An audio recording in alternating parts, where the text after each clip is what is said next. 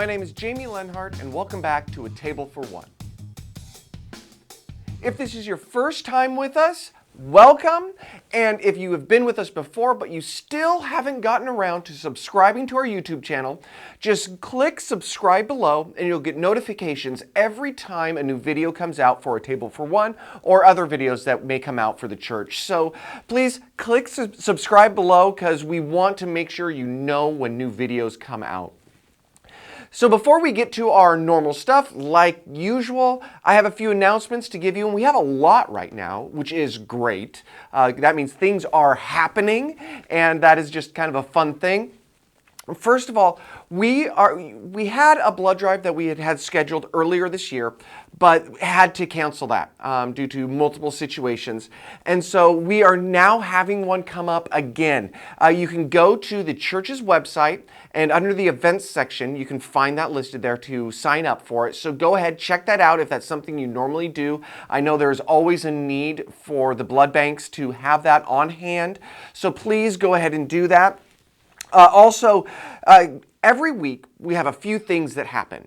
We have on Sunday nights, we have our communion time from 4 to 5 o'clock that you can come and take part in. On Wednesdays, we have two different things. We have our city youth that meet here at the church at 7 o'clock. No, not at 7 o'clock, at 6:30. At 6:30 they meet here at the church, and that's middle school and high school. But then at 7 o'clock is our online Zoom home groups. So if you would like to connect with some people, that's a great way to do it. That's 7 o'clock on Zoom. There's a link through the church's webpage.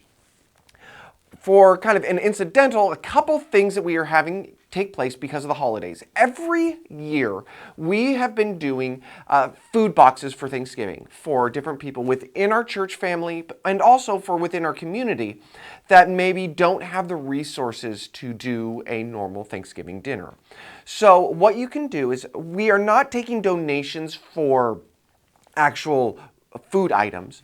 Well, what we are encouraging people to do is we have actually already signed up to purchase some pre-made food boxes. And what we are asking is if you, our church family, would donate towards that to help offset that cost. You can do that by going through our website, or if you need to contact the office, go ahead and contact the office, and they can help you with that. But these come out to be, I think they're around $30 a box. You don't have to buy a whole box. You can do portions. But that way, some of these boxes that we buy are going to go to families within the Hamlin school area, and they'll actually be sent over, and Hamlin will take care of distribution. And then there's also going to be a few that we are going to distribute to some different families within our church family. So so donating towards that is a big way we can help that take place. But also, if you are somebody that would like to help in the distribution of the boxes here from our church, go ahead and contact the office, and they can help you get connected to do that if that's something that you would like to help, because I know we do need help with that. Also, this is coming up. It's amazing how fast the Christmas season is coming. But every year, for years and years, we have done something called Star Tree. And what that is normally you've seen in the foyer a tree with little tags on it of different children's names and gift ideas. And these are children where maybe due to different situations with their family, there's just not the resources to do a traditional Christmas. So we provide presents for these children to make sure that they still have that experience and be able to help out their family in that way. Well, this year, obviously, we're not in person, and we don't have a physical tree, but that doesn't mean we can't do the Star Tree. So if you know of a family that's facing some of these challenges, that they just can't afford to do Christmas for their children, if you can contact Tony here at the office, you can either call the office or you can email him at tony@springfieldfaithcenter.org and let them know the name of the child and the family, and talk to him, and he can get them onto the list. Or if you want to be somebody who purchases something for that child, contact Tony, and he can provide the names, and so that way we can get that rolling and do that. And it's just a great way to bless children in this season where sometimes things can be a little bit hard, and families in hard times can have a hard time providing that experience for their children. Also, we have three movie events taking place within the youth ministry, and one of them that's the youth and children's ministry combined. And so on Friday, November 20th and 21st, there's going to be a guys and then a girls night, or guys and ladies, I should say. Friday, the 20th, will be for the guys, and then Saturday, the 20th or 21st, will be for the ladies. For the guy on the 20th, it'll be from 6 o'clock to 8 o'clock, and on the 21st, it'll be from 5 o'clock to 7 o'clock. And so it's time for them to get together, watch a movie, have some relational time, and so that is happening for the guys and for the ladies on two separate nights.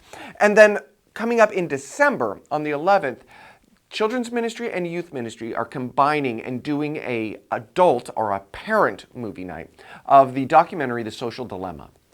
It's all about social media and really about some of the difficult things about it, and maybe even some of the dangers about it. And so this is going to be a watch the movie, and then there's going to be a discussion time to be able to chat so that as parents we can be more informed, more educated, and be in a better position to safeguard and facilitate growth in our children. So that is going to be on December the 11th from 6 to 8:30 in the evening. And we hope that you'd take part in that. And then last of all, the last thing that I currently have, it's not really a specific date, but coming up, we are already coming close to the Christmas season or the Advent season. So like we have done with the table for the last couple of years, we did a rotation experiential 4 sessions each Wednesday night coming up to the week of Christmas. We're going to try to pull something like that off again, except we're not going to be doing it in person. We're going to be creating some videos like this that are going to take place during our normal Table for One time. And the concept and the idea is that it's cross-generational again, like we were doing, that it's engaging, it's fun, and it's some way to get us prepped and in the mode for the holiday season and for celebrating the birth of our Savior. So be looking towards those, be looking forward to those. We really want to incorporate everybody in it. And so we are really looking forward to creating that for everyone. So that's going to be starting up right after Thanksgiving. So the week after Thanksgiving is when Advent season begins this year. So we're really excited to do that. So those are my announcements this week. So let's go ahead and jump into our normal kind of intro time of our meditative moment.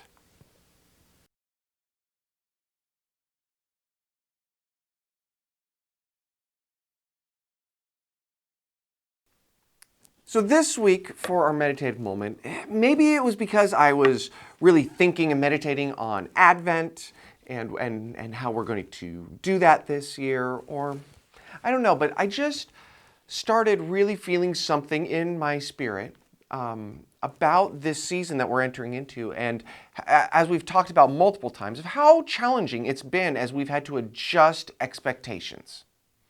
And this is something my wife and I have talked a bunch about actually with the young marrieds group that we've led here at the church, especially last year as we were going into the holidays, because expectations and the holidays just seem to just make an explosive and challenging time for everybody, especially, I feel like, especially people in the course of your marriage, because we come with a different expectation, a different experience. Well, when we have a challenging experience like right now of not having our traditions that we normally have of our church services and things like that, it can be also even more so and more challenging. And as I was kind of pondering this, a section of scripture kind of came out to me, and I wanted to read it real fast. And it comes out of the book of Joshua. So it's Joshua, and I'm just going to go from verse 43 through 45. So it's chapter 21, verses 43 through 45, and it reads, "So the Lord gave Israel all the land he had sworn to give their ancestors, and they took possession of it and settled there. The Lord gave them rest on every side, just as he had sworn to their ancestors. Not one of their enemies withstood them. The Lord gave all their enemies into their hands. Not one of all the Lord's good promises to Israel failed. Every one was fulfilled. So, this may seem like a non sequitur, but I really believe that the Spirit was starting to speak something that, we have our expectations of what life is supposed to be, what the holidays are supposed to be, what the promises that He made to us are supposed to be. And we build this image and this concept of what it's going to be, and then when we don't see that happen in the way that we want, in the way that we expect, the way that we're used to, we can go into dysfunction. We can get very stressed, very anxious, very depressed and disappointed. And right now, I think there's a lot of us looking down the barrel of what this holiday season is going to look like and saying, this isn't what it's supposed to be. And I agree with you. It isn't what I want it to be either. But that doesn't mean His promises have changed. It doesn't mean the things that God has destined for us to experience, the things that He wants to speak into our lives, the ways that He wants us to shape our families. It doesn't mean any of that has gone away. It just means that maybe it looks a little different. But His promises are true. His promises are real. And our God always delivers on His promises. He is faithful. He is true. So for our meditative moment this week, let's just take a moment and just say, God, remind me of your promises. Not my interpretation of them, but of your promises that you have spoken over me, my life, and my family. Let's just take 30 seconds.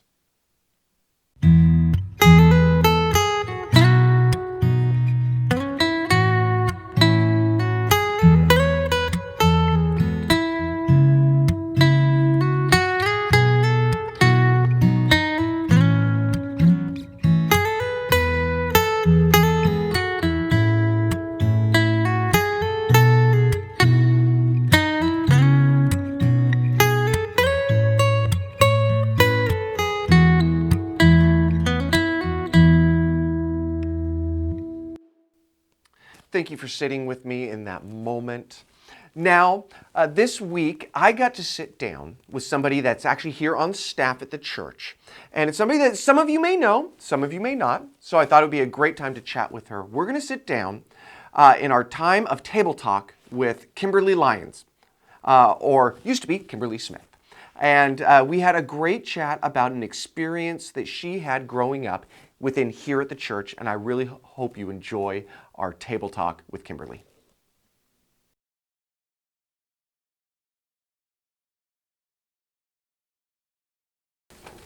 Kimberly, thanks for coming and sitting down with me. You're welcome. It's funny. Whenever I think of you, honestly, I think of that really just energetic little girl in Sunday school. Like, those are my memories. My memories are doing worship over in the old, what used to be fireside room, so it was a smaller space, and I remember it was just like, I remember going, I don't know what to do, because like you would just like, you were practically vibrating, and then my mom would be like, don't worry, I'll sit next to her. I love your mother. It's just, that's my picture of you, and then it's been fun, because then the first time I think we really started to reconnect again was you and Andon came to the marriage group just a little bit before you got hired here at the church. Yeah. So it was fun because I'm like, oh my gosh, she's grown up. And, and so it was just fun to start to get to know you in a new way. Yeah. As an adult. Yeah, because you grew up here. Mm-hmm. Yes. Since I was about 3 months old-ish, somewhere around there. I don't know. I was too young to remember. Yeah. Well, and because you're also related to the Grahams, who used to be here before they left, and so yeah, you've had connection here for a long time. Oh yeah. And I grew up here. This is home. Yeah, and I know you get the same thing I get of suddenly some random older person will be like, oh, I remember changing your diapers in the nursery, and it's like, oh, awkward. Yep. So, Yeah. I wanted to sit down a little bit because I like making people uncomfortable. And no, but chat, because you had a very big experience when you were younger, when you lost your mom. And I identify with that after losing my dad to cancer. And I know that, but obviously it was very different being that I was an adult.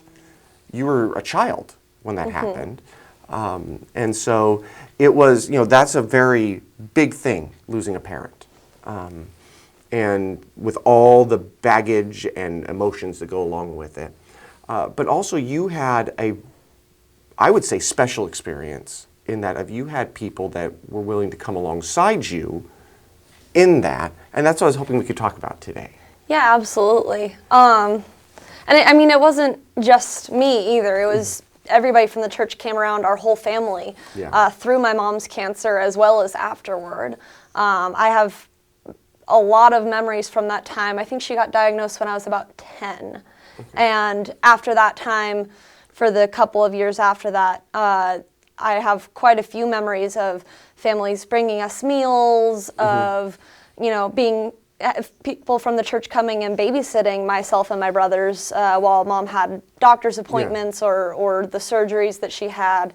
Now, how long was that time? So when she first started having issues was when I was early in my year of being 10. And then it wasn't until about 6 months later that she actually got diagnosed with the brain tumor. Okay. And then it was about 2.5 years after that she passed. Okay. So it was a long process. That in itself actually was a blessing because by the time she got diagnosed, they were estimating she only had 6 months, but she lived 2.5 years. Wow. And I think, that was by the grace of God and the fact that our church community supported us through that whole thing continually was amazing. I think we got meals for something like 6 months after Mom passed. We were still getting a meal a week from people in the church who just wanted to support us. Which, I'm sure that meant a lot to your dad, raising, 3 kids? Yeah, 3 kids, and young. So it's not like, it's not like self-sufficient teenagers. It was, he's still having to be dad, but at the same time being a mourning husband. And that had to be tough for him. But then also, you were, 12? Yeah, I just turned 13 when she passed. And then my brothers are a little bit older than I am, so they were already teenagers. But even then, my next oldest brother is only 2 years older than I am. Yeah. So, but yeah, it was a really tough experience, but I can't imagine how much tougher it would have been if it hadn't been for the support of so many people in the church. There are people that I'm sure I don't even remember at this point because we had a steady stream of people supporting us. I'm sure there's 100 people I'm forgetting that supported us during that time. Yeah. But for my experience more individually, there were a lot of women from the church who came alongside in particular. A few I remember more by name, actually your mother being one of them. Yeah. Bev made Christmas cookies with me at Christmas time and would just take me out for an afternoon occasionally. Some people might remember Carla Eschenbacher. She would take me out to ice cream and drive me around in her little convertible. That's never a bad thing. No, especially not as a kid. Ice cream is always great. And she would drive me around in her convertible. And that was cool. That was cool. When I was 13, a convertible was awesome. Awesome. And Cindy, who some years later became my stepmother, she took me to the Nutcracker Ballet consecutively for several years after awesome. My mom passed, and she also made Christmas cookies with me, and now I get to call her my stepmom, which is wonderful. But yeah, just the showing up, the fact that they were there, the fact that they talked to me, and I could tell that a lot of people didn't know what to say to me as a grieving child. They never, well... There's nothing really good that you can say. No, and unless you go through that loss, like you can say, oh, I'm sorry you're going through this, but you don't know what it feels like. So to experience loss like that is a unique, profound, and awful experience that, yeah, it's... There's not a whole lot you can say, but the showing up meant so much to me. It meant so much to my family, but the just being there and going and doing something fun and not necessarily having to talk to about it, but to have somebody to talk to if I wanted to talk. But them being okay if I didn't. Yeah. Like nobody pushed it on me. Nobody forced me to talk about anything. But they were just there and they were showing that they cared. Yeah. And that was totally the grace of God on my life, that so many people did that. And consistently. It wasn't just, I mean, a few people did it as a one-time thing, but there were multiple women in the church that showed up consistently, that once every couple months they'd take me out for a whole afternoon. They'd do something. I'd get a card in the mail saying I was thinking about you, or many other different ways. And it had a profound impact on me as a child, and it still impacts me as an adult. That's one of the reasons that I wanted to join children's ministry here at the church, is because I wanted to be somebody who could show up for kids, who would be somebody to be there. And that was the main thing that I said at my interview, was that was an experience I had, and I want to be able to do this something similar for other kids in the church. No, that makes a lot of sense, and it's that interesting thing of, there's sometimes when we have a relationship with somebody, we can go and say, hey, how are you doing? You ask, and there's that, you kind of pry into their life because you have that relationship and you do that. But sometimes just somebody being kind of in that orbit around you. And so when the opportunity happens where it's like, okay, I need to talk, they're there. It's like, because let's be honest, when you're going through something hard, bringing it up, or sometimes starting to give voice to it, is really hard to do. Oh, incredibly difficult. And when you really need to do it, it can be like, well, now I'm ready, but nobody's there. So if there's just, somebody's just a presence that's there, and it's often the likelihood of you having that opportunity to talk to them is there. At least that's my philosophy. No, that's absolutely true, because when I was going through the grieving process, especially as a child, where I didn't always know how to verbalize things, but sometimes I would just really need somebody to be there. And because people were already consistently showing up for things that weren't so serious, things like going out to ice cream, because of that, because of these consistent presence of people in my life, I had the opportunity to talk about it when I finally got to the point that I could verbalize. Yeah. Oh, wow. That's awesome. I love hearing stories of when people they're just Christ to other people. I mean, how else can we call it? Like, they're just like, we're going to spend time with Kimberly. Yeah, absolutely. That was just... Like, that's so good. And obviously, like you said, it made an impact, because not just obviously coping with that time and going through your own grieving and healing time, but it made an impact enough for you to go, I think I want to work at the church. I want to spend time with kids and invest in them and be a presence in their life. That became a big priority to you. Oh, yeah. Oh, yeah, absolutely. It literally became my career. It became the thing that I wanted to do for, the foreseeable future, is to be there for kids. And I think even if I wasn't in this particular, if I wasn't on staff with the church, I still think that I would want to consistently be involved and be there for kids. Yeah. I was a volunteer before I was on staff. I even volunteered even before my mom passed, because my mom volunteered, and that set an example for me. I remember volunteering when I was barely old enough to legally volunteer. I did the same thing. I was in, I think, a 6th grader, and then helping out with like kindergartners. It's like you just start jumping in when your parents show you how, basically. Yeah, and my mom volunteered in the nursery, and so technically before I was even legally old enough to volunteer, I was in there helping. Yeah, exactly. Playing with babies, let's be honest. Yeah, playing with babies, snuggling babies, that's one of my favorite things. So, so she set the example for me, and so that started the seeds. But really, the water that made it grow was the women coming around me after my mom's passing, and me looking back as an adult, seeing how much that impacted me. Yeah. Wow. Yeah. Now, obviously, you're, like we said, you're working here with children and the like, but also, you actually get to still have relationship with some of these women because they're still here.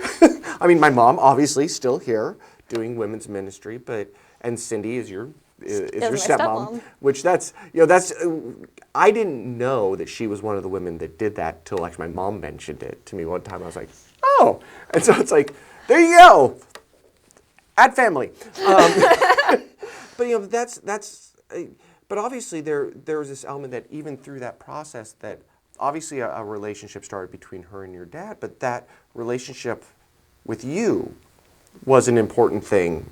In this big mess of what became family, like all that built together, which is an interesting thing to take place. Well, I really cherish the fact that Cindy and I had a relationship before she became my stepmom. The fact that the relationship started between me and her prior to her and my dad ever getting involved was something that was actually very precious to me, and it was essentially the most ideal outcome that possibly could have come from that is for her and my dad to end up together, and I'm very grateful for that. No, they're a cute couple. They are. they make me laugh. But now, for you, after going through that experience and having these women come around and valuing that, how did that shape your walk with God? And I'm not saying at the time, because obviously at the time it's just you feel. But over the years, obviously that was a formative event or process for you. Can you think of any ways that might have affected your view of God or your relationship with Him? Honestly, even at the time, it had a profound impact on my relationship with God. I know a lot of people, when they experience grief, can also experience a loss of faith because they get mad at God. Yeah. And I mean, to be quite frank, so did I. I went through a very dark period during that time. I believe that there is a possibility that I would have ended up in a very different place if it wasn't for the support of the people of this church. They gave me a reason to continue wanting to go to church. I didn't necessarily want to go to church at that time for the spiritual aspect of things, because I was grieving and I knew that God was in control, and so I was struggling with the feelings. Well, why did He let this happen? But I still wanted to go to church because of these people who cared about me, who I knew cared about me, and who I cared about. Yeah. I don't know if I'd have had that desire if I didn't have that relationship with people from our church. Yeah. And going through the period of depression that I went through, that sprung from the grief of losing my mom. Yeah. Again, I still had a reason to come to church. Those relationships kept me from walking away from God. I genuinely believe that God used those relationships in my life to keep me from walking away, because there are a lot of people out there who, when they're going through grief, that's what happens, is they walk away from God because that's really true. They're in so much pain. And I didn't. I mean, I felt far from God for a very long time, but because of that, I eventually came back into relationship with God in a very profound way that has affected the entirety of my existence. Yeah. Well, I think that's a great testament to what the church is supposed to be, and that I think sometimes we can forget when we get into the routine of church life, which, mind you, there's not a whole lot of routine of church life right now. It's just kind of weird. But that idea of like, oh, I go to church and, I see some people, but we almost can forget that, even if you look at what the original term of church was, ecclesia, of this small community group, of it's like, and this familial element of that, by being in each other's lives and by investing in one another, that is what keeps you connected here, and that's what, that is what it's meant to be. And so, what kept you plugged in, kept, in an element, this subtle spiritual formation process going of having that relationship with those people that kept drawing you back because they're investing in you and they value you and they love you and they draw you, and it's like, well, I don't want to miss it because I want to be near them. That is so important to our faith and to our walk. It really is. And it was a process of discipleship. Yeah. That's genuinely what it was. And it wasn't the church building that brought me back. It wasn't the sermons that brought me back. It wasn't any of that. It was the relationships with the people that I knew cared about me genuinely.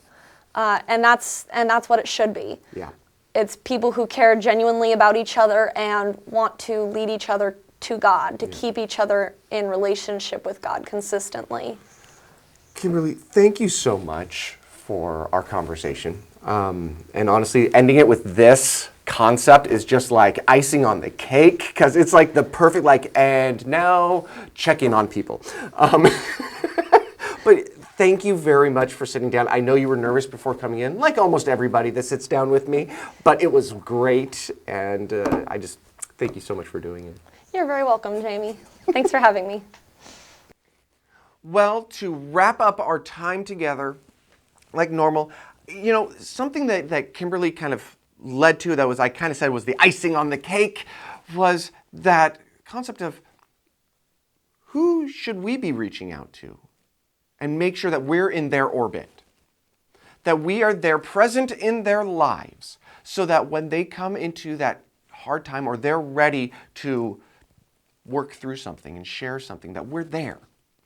Who is that person in your life that you need to make sure that you remain connected with? Because we all have someone. We normally all have multiple people. So I just want to encourage you, think of that person, start praying for that person, and then reach out. Check in on them. Don't ask them what is going on or if they really want to talk about it. Just be present in their life in this season. Well, thank you for being with us again on A Table for One.